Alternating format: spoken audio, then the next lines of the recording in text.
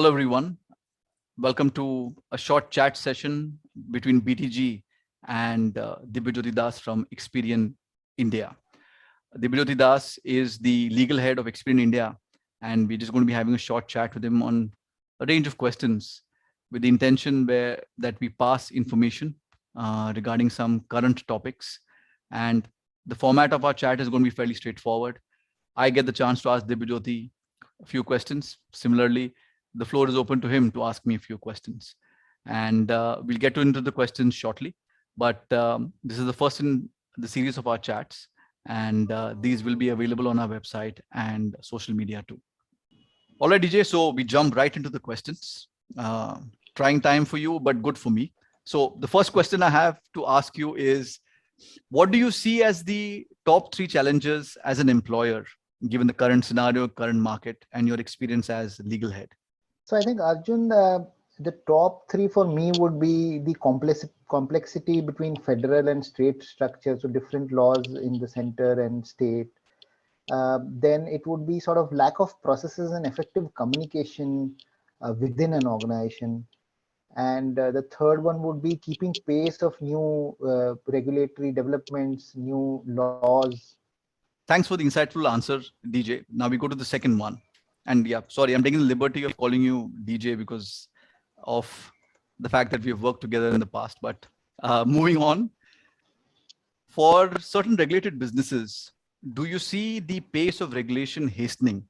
So, for example, do you see in some cases regulation working faster for certain industries, whereas not for other industries? Yes, of course. I see that the regulatory landscape of late is very active and dynamic. And as per me, I think this is being led by maybe adoption of innovation in products which we adopt from different countries much faster. And also, there are many stakeholders, many players providing certain services to consumers. So where I think the regulator feels that they also need to protect the consumers, so they also are that dynamic in that area. All right. In your opinion, what can a company do to prepare itself to adapt to these regulatory changes or new regulations that are on the horizon?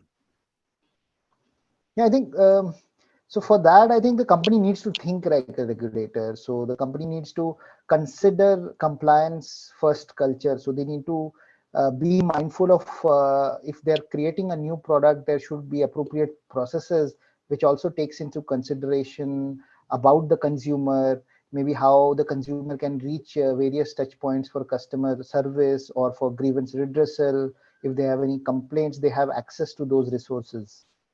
So, DJ, moving on to the next question. Do you think it's important for a company to have anonymous whistleblower mechanism? Yes, I think it's important for all companies to have an anonymous whistleblower mechanism. And what are your reasons for saying that? No, I think this sort of a mechanism brings a lot of transparency and also provides access to all employees to highlight any incorrect practices that maybe the management isn't aware, and corrective action needs to be done soon. A related question to the whistleblower mechanism. What do you think are the top three aspects for a good whistleblower mechanism or a good whistleblower policy? So I think the first one would be something that is common across all policies. The employees need to have access to it, and there needs to be proper communication to all employees. And I think the second one would be anybody who is using the mechanism, there should be no retaliation against that person. Uh, and the third one would be to provide parity and same attention to all complaints that come in. So I come to my final question. Uh, what do you see are the top three areas where regulations are changing or are likely to change? A very good question, Arjun. I think, as per me, the first one would be data privacy. We all know that there is a personal data protection bill pending, so that would be the most important one around the corner. Plus, I have seen a lot of talk about data related and technology related laws which are which need to be upgraded to impact. To take into account the vast technology sector that India has. Plus, I think now the codes that have changed, we need the labor codes and the grievance redressal codes having some changes. So thank you for all your answers, DJ. Now I think the time comes to turn the tables where you get to ask me some questions and I better prepare and think fast. So, Arjun, I think my first question would be, which many people I'm sure must be asking you.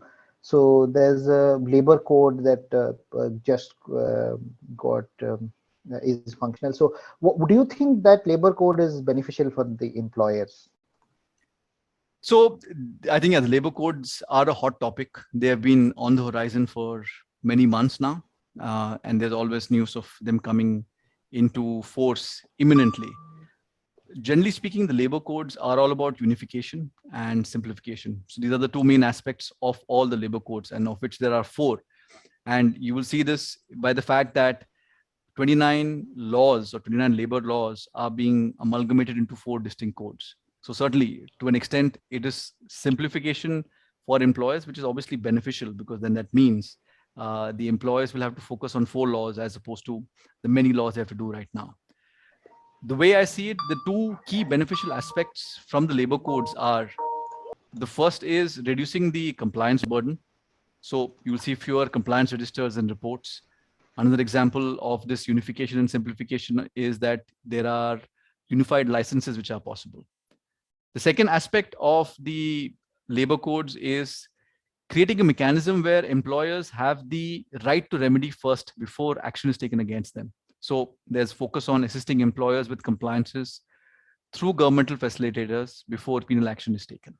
So generally speaking, then, yeah, I think on the whole, labor codes are beneficial, and I think employers have been preparing it for a while. So as and when the codes come into force, it certainly will be a step in the right direction for all employers.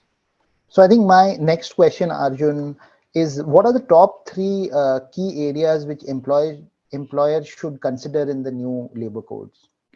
So the top three changes, and again, from a perspective of compliance, and I think this generally falls in the area of compliance, because with changes in law, you do have new concepts that come in, but you also have changes to existing concepts which are happening in the labor codes. So one, and again, from a general perspective, compliances will be done by companies, but the big impact for employers in the new scheme or the new labor codes will be the fact that the way wages and social security benefits are computed, that is changing. So in simple terms, there will be a positive change where employers have existing practices that follow current legal requirements. There may be potential for negative impact on employers if there are certain compliances that are not fully adhered to. The second impact from the labor codes is also the fact that penalties have been significantly increased, or there are new penalties for a range of non-compliances. So this is one significant difference. So while you could have taken certain measures and it may not have led to something serious in the past, the impact now would be far more substantial, with direct implications for employers, including senior management. Leading from this change, obviously one beneficial impact for employers is also going to be that in the new penalty regime, or in the new regime for fines, there is a mechanism where employers will have the chance to compound offenses. So there is a mechanism where penal action is not the final action. There are steps before that where an employer can take steps to remedy a non-compliance, but not face the stringent or more stringent penal action. So Arjun, my next question is, with the increasing number of startups and unicorns throughout India, so what are the top three things that you think that startups should consider when they set up from an employment perspective? So I think right after that, the three main things, the way I see it, are that they need to consider having employment agreements and service rules which are robust and exhaustive and descriptive, because this is where employers will derive their rights for employment of staff. And that's where the policies and the employment agreements and the service rules, especially things like the handbook and other policies, will protect them against any potential issues. The next important aspect to consider is labor compliances based on location and staff thresholds. Because in India, given the structure of federal versus state, you have compliances at a central level as well as a local level. So an example is a license for an establishment upon commencement of business under the Shops and Establishments Act of a state is necessary right off the bat. And that's probably a compliance sometimes, is missed, generally speaking, in light of the various other compliances that someone may have to consider. And lastly, for a startup, especially given the pace of technology, given the pace of having the right staffing levels, given the pace of competition within staffing, it's important to have an effective and robust grievance redressal mechanism, so that it gives both the employer and the employee the chance to be able to handle grievances effectively. Because if grievances are handled, I think then it just keeps employees generally in good health and good stead vis-a-vis the company. Thank you, Arjun. That's sound advice. So that brings us to the end of the session. And thank you, Dibajyoti, for your time and the answers you've given us. And yeah, I think it was a pleasure also responding to the queries you put forth to me. And I hope we're able to catch up soon again. Sure. Thank you, Arjun, for the opportunity. It was a really good session, and I could also learn a lot from the sound advice that you provided. Thank you so much. Thanks, DJ.